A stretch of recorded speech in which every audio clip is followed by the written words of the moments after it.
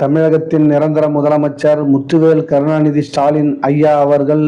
2026 மீண்டும் தமிழக முதலமைச்சராக பொறுப்பேற்பார். ஏனென்றால் அவர் இந்த தமிழக மக்களுக்கு பல்வேறு நலத்திட்டங்களை செய்துள்ளார். அதில் கலைஞர் மகளிர் உரிமை தொகையானது வருடத்திற்கு 11,000 கோடி செலவு செய்யப்படுகிறது. விடியல் பயண திட்டமாவது பெண்களுக்கு கட்டணமில்லா பேருந்து வருடத்திற்கு 1,200 முதல் 1,500 கோடி ரூபாய் தமிழக அரசால் ஒதுக்கப்படுகிறது. அது மட்டுமல்லாமல் புதுமை பெண் திட்டம் மூலமாக வருடத்திற்கு 700 கோடியும், முதலமைச்சரின் காலை உணவு திட்டத்தில் 400 முதல் 500 கோடியும், மக்களை தேடி மருத்துவத்தில் சுமார் 250 கோடி ரூபாய் ஆண்டிற்காகவும், கலைஞர்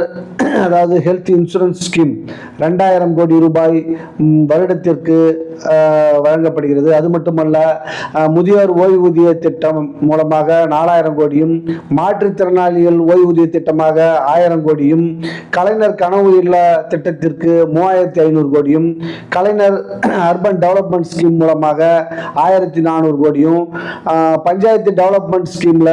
2391 கோடியும், தமிழ்நாடு அர்பன் எம்ப்ளாய்மெண்ட் ஸ்கீம்ல 1000 கோடி ரூபாயும், விவசாயிகளுக்கு மானியமாக 2500 கோடி ரூபாயும், விவசாயிகளுக்காக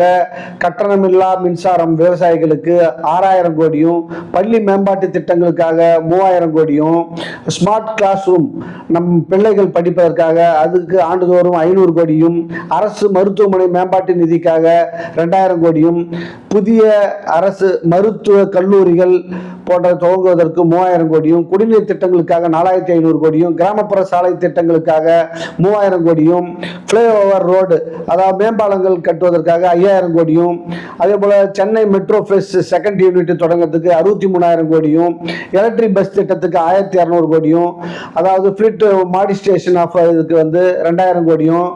ஸ்டார்ட் அப் தமிழ்நாடு திட்டங்கள் பல்வேறு திட்டங்களுக்காக 1000 கோடியும், எம்எஸ்எம்இ சிறு தொழில் தொடங்குறவங்களுக்கு ஒரு 1500 கோடி ரூபாயும், ஐடி பார்க் டெவலப்மெண்ட்டுக்காக ஒரு 1500 கோடி ரூபாயும், ஸ்கில் டெவலப்மெண்ட் ஆஃப் யூத்துக்காக 800 கோடியும் ஆண்டாண்டுக்கு செலவு செய்யப்படுகிறது. அது மட்டுமல்லாமல் ஸ்போர்ட்ஸ் இன்ஃப்ராஸ்ட்ரக்சருக்காக 500 கோடியும், தமிழ் வளர்ச்சி திட்டங்களுக்கு 300 கோடியும், அங்கன்வாடி ஒர்க்கர்ஸுக்காக ஆண்டுதோறும் 1000 கோடியும்,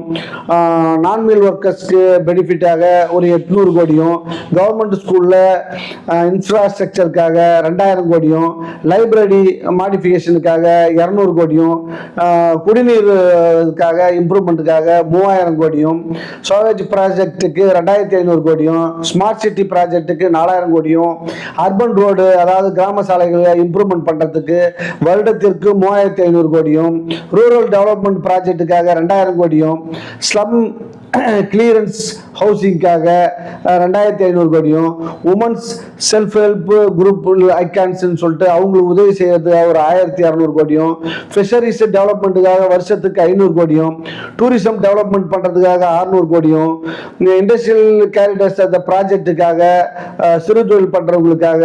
ஆண்டொன்றுக்கு 3000 கோடியும், ரெனோவேட்டிவ் எனர்ஜி ப்ராஜெக்டுக்கு 2000 கோடியும், எலக்ட்ரிக் வெஹிக்கிள் சப்சிடிக்காக நாம் வாங்குற